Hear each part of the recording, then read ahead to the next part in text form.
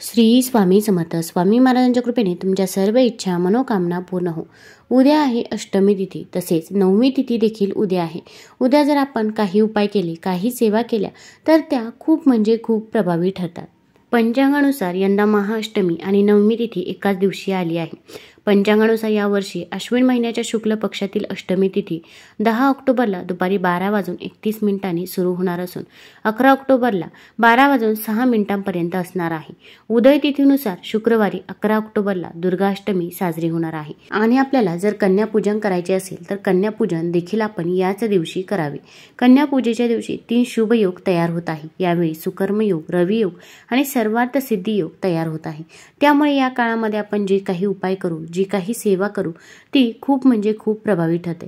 भरपूर वेळा आपल्या आयुष्यामध्ये अनेक अडचणी, अडथळे, संकटे असतात आणि ते काही संपायचं नाव घेत नाही. आता संकटे येणारच नाही असं तर होणार नाही, पण आपण संकटाचा वेग मात्र नक्कीच कमी करू शकतो. तसेच आपण मेहनत तर घेत असतो, पण मेहनतीचे फळ हे आपल्याला काही केल्या मिळत नाही. मग आपल्या कष्टाला नशिबाची साथ मिळण्यासाठी तसेच प्रत्येक आईवडिलांची इच्छा असते की आपल्या मुलांची देखील प्रगती व्हावी.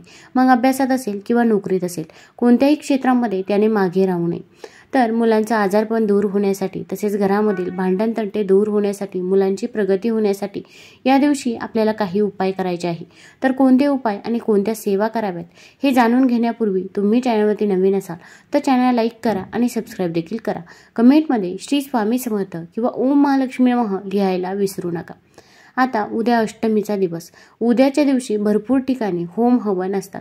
प्रत्येक गावामध्ये देवीचं मंदिर हे असतंच आणि काही ठिकाणी नसलं तरी पण आपल्या आसपास देखील देवीचे हवन हे होत असतात. तर आपल्याला देवीच्या हवनामध्ये एक वस्तू टाकायची आहे. तसेच तुम्ही अष्टमीच्या दिवशी तुमच्या घरी देखील हवन करू शकता. आपण जर हे हवन केलं तर आपल्या घरामध्ये जी काही इडापिडा आहे, जी काही नकारात्मकता आहे ती दूर होत असते. तर आता आपल्याला हवनामध्ये एक फळ टाकायचं आहे की ज्यामुळे आपल्या घरामधील नकारात्मकता, आपल्यामध्ये जी काही राक्षसी वृत्ती आहे ती देखील दूर होईल. तसेच आपल्या मागे जी काही इडापिडा लागलेली आहे ती देखील दूर होईल. तर आपल्या इथे कोणी ना कोणी येत असतं, शेजारी असो किंवा नातेवाईक असो. प्रत्येकालाच आपल्याबद्दल चांगले वाटते असे नाही. त्यांच्यामध्ये असणारी नकारात्मकता देखील आपल्यावरती प्रभाव करत असते. मग आपल्या घराची, मुलांची, पतीची, सर्वांचीच प्रगती कुठेतरी खुंटत असते. तर ही काही नकारात्मकता आपल्या मागे इडापिडा लागेल असेल तर ती देखील दूर होण्यासाठी आपण या दिवशी उपाय करायचे आहे. घरामध्ये एखादा व्यक्ती असा असतो की तो नेहमी नकारात्मकच बोलत असतो. आपण त्याला कितीही पॉझिटिव्ह करण्याचा प्रयत्न करा, पण त्याच्यामध्ये नकारात्मकता ही असतेच. तसेच एखाद्या व्यक्तीच्या मागे साडेसाती लागलेली असते. त्याने कोणतंही काम हाती घ्या, ते काम व्यवस्थितरित्या पार पडत नाही. त्या कामामध्ये अनेक अडचणी येतात, तेव्हा ते कुठे काम पूर्ण होत असते. अशा अनेक समस्या प्रत्येकाच्या जीवनामध्ये येतच असतात. तर आता या समस्या दूर होण्यासाठी, इडापिडा टळण्यासाठी आपण एक उपाय करायचा आहे. तर आता या उपायासाठी आपल्याला कोहळं लागणार आहे. आता कोहळं जिथे पूजेचं साहित्य मिळते तिथे तुम्हाला सहज मिळून जाईल किंवा अष्टमीच्या दिवशी भरपूर ठिकाणी कोहळे हे विकण्यासाठी असतातच. तुम्ही जर एखाद्या मंदिरामध्ये गेला असाल तर तिथे देखील तुम्हाला अशी कोहळी बघायला मिळतात. आपण म्हणतो ही कोहळी कशासाठी ठेवली आहे, आपल्याला काही समजत नाही. तर या कोहळ्याचाच उपाय करायचा आहे. आपण बाजारामधून कोहळं खरेदी करायचं आहे किंवा अगदी तुम्ही आजच्या दिवशी घरी आणलं तरी पण चालेल. जिथे भाजीपाला मिळतो तिथे देखील कोहळं सहजपणे मिळून जातं.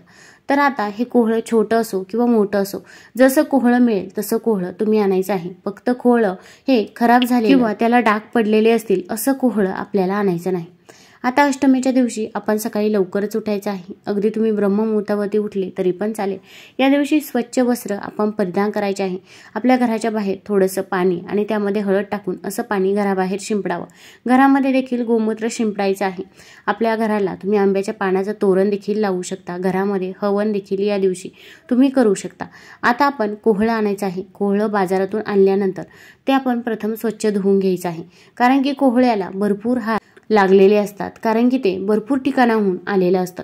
आता असं कोहळं तुम्ही अगदी अमावस्येच्या दिवशी देखील आपल्या दरवाजाच्या बाहेर लावू शकता. यामुळे कोणतीही नकारात्मक ऊर्जा ही आपल्या घरामध्ये प्रवेश करत नाही.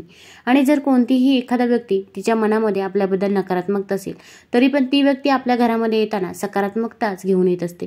ती जी काही नकारात्मकता आहे ती कोहळं शोषून घेत असतं. काही ठिकाणी जर कोहळं लावलं तर ते अगदी 2 किंवा 3 दिवसातच खराब होतं.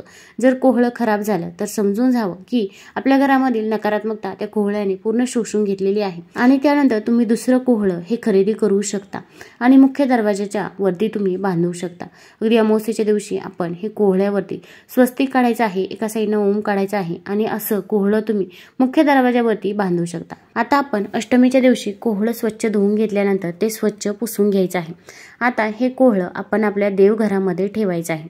या कोहळ्याला हळदी कुंकू अर्पण करायचे आहे, अक्षदा अर्पण करायचे आहे। आता पूर्वीच्या काळापासून जेव्हा पण दसरा असेल तेव्हा बळी देण्याची पद्धत आहे। आता आपण कोहळ्याचा बळी देत आहोत म्हणजे आपण काही वाईट करत आहोत असेही काही नाही, फक्त आपण आपल्यामधील नकारात्मकता दूर करत आहोत किंवा आपल्याला कोणतीही इडापिडा मागे लागलेली असेल तर आपण तिचा नाश करत आहोत, तेव्हा काही घाबरायचे कारण नाही। आता आपण देवघरामध्ये एक शुद्ध तुपाचा किंवा तिळाच्या तेलाचा, मोहरीच्या तेलाचा दिवा प्रज्वलित करायचा आहे। त्यानंतर आता हे कोहळं तुम्ही हातामध्ये घ्यायचं आहे। या कोहळ्याचे 2 भाग करून तुम्ही मंदिरामध्ये देखील नेऊ शकता। आता कोहळं जेव्हा आपल्या हातामध्ये असतं तेव्हा आपण हे कोहळं घेऊन आपल्या सर्व घरामध्ये घेऊन फिरायचं आहे आणि म्हणायचं आहे की माझ्यामध्ये जी काही नकारात्मकता आहे, माझ्या घरामध्ये जी काही नकारात्मकता आहे किंवा जी काही इडापिडा आहे, जी काही साडेसाती आहे ती संपूर्ण या कोहळ्यामध्ये समावलेली आहे असे आपण म्हणायचं आहे आणि हे कोहळं आपण मंदिरामध्ये घेऊन जायचं आहे। आता मंदिरामध्ये हे कोहळं घेऊन जात असताना आपण मध्ये कुठेही थांबायचं नाही, शेजारी असो किंवा नातेवाईक असो कुणाच्याही इथे थांबायचं नाही। आपण डायरेक्ट अष्टमीच्या दिवशी मंदिरामध्ये जायचं आहे। मंदिरामध्ये गेल्यानंतर तिथे तुम्हाला भरपूर प्रमाणात असे कोहळे बघायला मिळतील, तर तिथे तुम्ही हवनामध्ये हे कोहळं टाकायचं आहे। आता हे कोहळं टाकण्याच्या अगोदर या कोहळ्याचे आपल्याला 2 तुकडे करायचे आहे। मग तुम्ही सुरी किंवा चाकू सोबत घेऊन जाऊ शकता आणि ते कोहळं कापू शकता किंवा 2 तुकडे करणे शक्य नसेल तर कमीत कमी आपण त्याचा थोडा भाग तरी कापायचा आहे आणि हे कोहळं आपल्याला हवनामध्ये टाकायचं आहे। आता काही ठिकाणी हवनामध्ये कोहळं टाकून देत नाही, मग अशा स्थितीमध्ये तुम्हाला पुजाऱ्यांकडे तिथे कोहळे बघायला मिळतील, तर तुम्ही तिथे कोहळे हे ठेवून येऊ शकता। आपल्याला हे कोहळे कुठेही झाडाखाली किंवा पाण्यामध्ये प्रवाहित करायचे नाही, तर आपल्याला अगदी मंदिरामध्ये हवनामध्येच टाकायचे आहे किंवा तिथे पुजारी असतील तर त्यांच्याजवळ देखील तुम्ही हे कोहळे ठेवू शकता। मग ते कोहळे पुजारी बाबा हवनामध्ये टाकतील किंवा निर्माल्यामध्ये टाकतील, पण आपण त्या कोहळ्याचं काही करायचं नाही किंवा एखाद्याच्या दाराजवळ किंवा एखाद्याला त्रास होईल अशा प्रकारे आपण या कोहळ्याचा वापर करायचा नाही।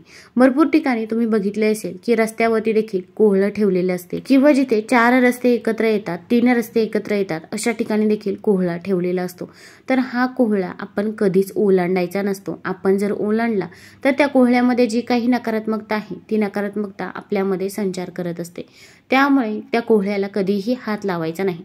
आता आपण हा कोहळा मंदिरामध्ये जेव्हा ठेवत असतो किंवा हवनामध्ये टाकत असतो तेव्हा आपण म्हणायचं आहे माझ्या घरामध्ये जी काही नकारात्मकता आहे, जी काही येडापिडा आहे ती पूर्णतः या कोहळ्यामध्ये समावलेली आहे, ती दूर झालेली आहे व माझ्या घरामध्ये आता फक्त सकारात्मक ऊर्जेचा संचार आहे। माझ्या घराची, मुलांची, पतीची, सर्वांची सर्वांगीण प्रगती होणार आहे असे आपण म्हणावे। त्यानंतर माता लक्ष्मीचं, माता दुर्गेचं आपण दर्शन घ्यायचं आहे। तसेच माता लक्ष्मीला तुम्ही विड्याच्या पानाचा नैवेद्य देखील अर्पण करायचा आहे। तुम्ही मखाण्याची खीर देखील देवीला अर्पण करू शकता। आता हे कोहळं हवनामध्ये टाकून आल्यानंतर आपण डायरेक्ट घरीच यायचं आहे, मध्ये कुठे थांबायचं नाही। आल्यानंतर हातपाय स्वच्छ धुवायचे आहे आणि तुमची जी काही कामे आहे ती तुम्ही करू शकता। तुम्हाला जर हा व्हिडिओ आवडला असेल तर चॅनल लाईक करा, सबस्क्राईब करा। धन्यवाद।